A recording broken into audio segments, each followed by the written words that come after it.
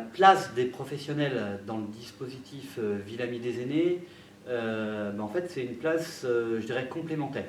Quand on parle de Ville Amie des aînés, moi je dis toujours il y a un tiercé gagnant. Le tiercé, c'est les élus, parce qu'ils sont élus pour un mandat et pour mettre en place une politique locale, municipale, et ils ont les leviers, entre autres financiers, logistiques, opérationnels, pour mettre en place les choses. Il y a les habitants. Et je dis volontairement les habitants et pas les personnes âgées ou les retraités ou autres.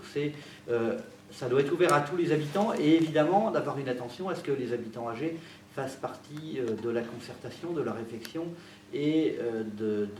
l'attention à la mise en œuvre effective des projets. Ça veut dire qu'il doit y avoir une vigilance pour que les habitants âgés de tous âges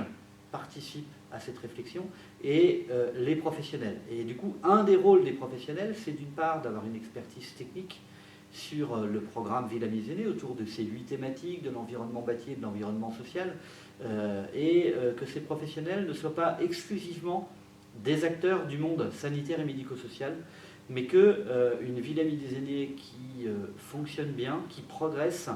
c'est des professionnels de l'urbanisme, de la voirie, de la culture, de la mobilité, qui sont en capacité de travailler et de comprendre que derrière la globalité des habitants, le fait de travailler pour tous, eh bien, il y a des habitants âgés qui sont de plus en plus nombreux, qui représentent 20, 25, 30, jusqu'à plus de 50% sur certains territoires, et que donc ces habitants âgés, eh bien, ils ont besoin qu'on pense l'habitat, qu'on pense la mobilité, qu'on pense la culture, qu'on pense la vie ensemble en réalité, aussi par rapport aux différences qu'on peut avoir quand on prend de l'âge. Et ça, c'est vraiment le rôle des professionnels.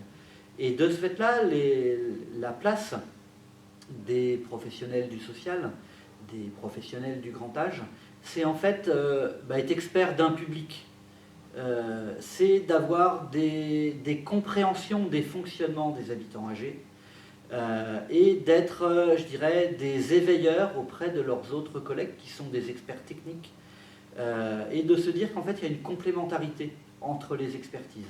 qu'il y a une égalité et qu'on a besoin de cette égalité de prise en considération entre le public et la technique pour faire progresser un territoire et pour que du pour tous on passe au pour chacun, et qu'à chaque fois qu'on met en place quelque chose,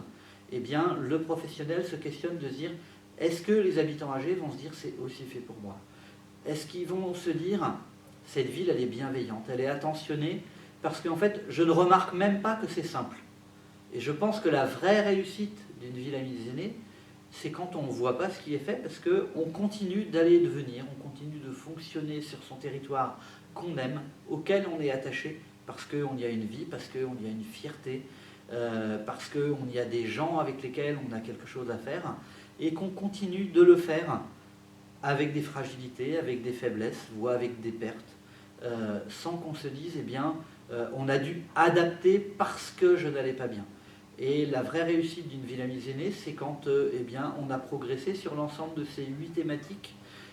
et qu'on a mis en place des formes d'accompagnement. Mais l'accompagnement, c'est pas faire à la place, c'est pas penser à la place, c'est pas se substituer aux habitants, c'est penser que la citoyenneté peut se vivre à tout âge, dans toutes conditions, mais qu'on doit simplement mettre en place des choses différentes, mettre en place des appréhensions en fait, de cette différence, sans se dire que les gens gênent, mais en se disant peut-être qu'un jour, dans mon entourage ou moi-même, je serai moins rapide, moins expert, et je serai content que mon territoire continue de se dire, eh bien, en tant qu'habitant, en tant que citoyen, je continue d'être d'ici.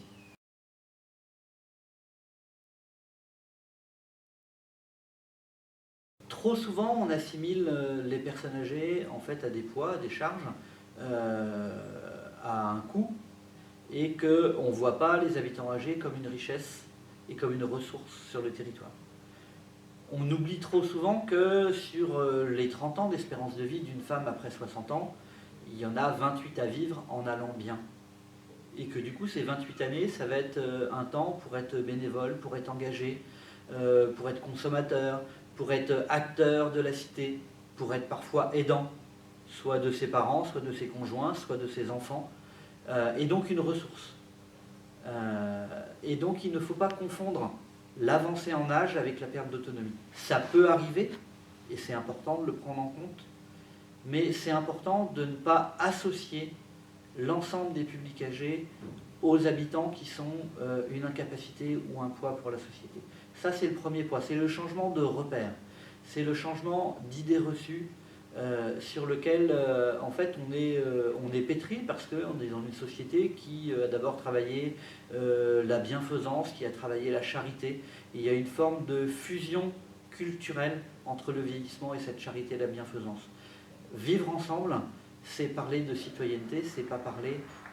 de droit à la compensation parce que je suis moins bien que. Ça, c'est la première chose. La deuxième chose, c'est de passer d'un territoire où on dit « je travaille pour tout le monde » à une attention de le faire pour chacun en prenant en compte les différences et les particularités de chacun des publics. Et ça prend du temps, c'est compliqué. La troisième chose, c'est que parler d'une ville amie des aînés, ça veut dire qu'on ose parler des aînés, on ose en être fier et que certains territoires peuvent avoir une crainte de dire si je fais ça, on va dire que je suis une ville de vieux. Et ça ne renvoie pas une image dynamique.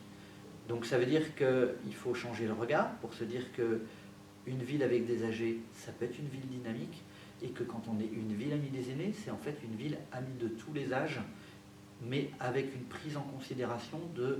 des attentions et des besoins de chacun des âges, de la petite enfance au grand âge.